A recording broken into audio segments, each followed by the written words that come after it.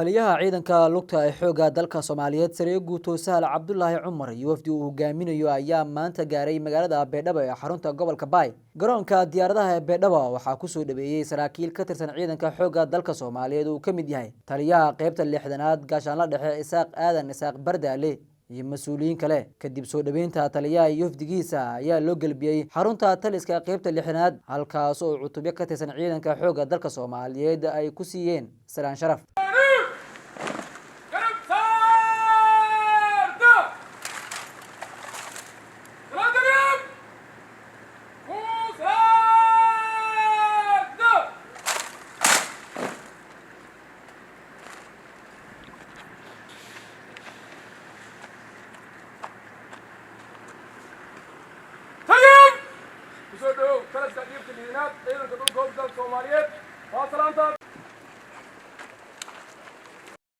sida ay sheegeen mas'uuliyiinta ciidamada intuu taliyuhu ku sugan yahay Beedhabo waxaa la filayaa inuu kulamo la yeesho saraakiisha iyo hoggaanka ciidamada ee ka howlgala deegaanada Koonfur Galbeed. Kulamadaas ayaa la sheegay in ay diiradda saari doonaan xaaladda amniga, dardargelinta howlaha ciidamada iyo xoojinta isku duwidda howlgallada. Socdaalka taliyaha ayaa ku soo aadaya xilli madaxweynaha Jamhuuriyadda Federaalka Soomaaliya Xasan Sheekh Maxamuud uu dhawaan ku dhawaaqay dardargelinta dagaalka ka dhanka ah kooxda argixisada Al-Shabaab. Dhanka kale, wasaaradda gaashaandhigga iyo talisyada ciidanka xooga dalka ayaa sheegay inay wadaan dadaalo la isku diyaarinayo howlgallo lagu xoreynayo deegaano ay weli kooxdaasi ka inkastoo aan weli si rasmi ah loo shaacin faahfaahinta iyo waqtiga ay howlgalladaasi bilaaban doonaan.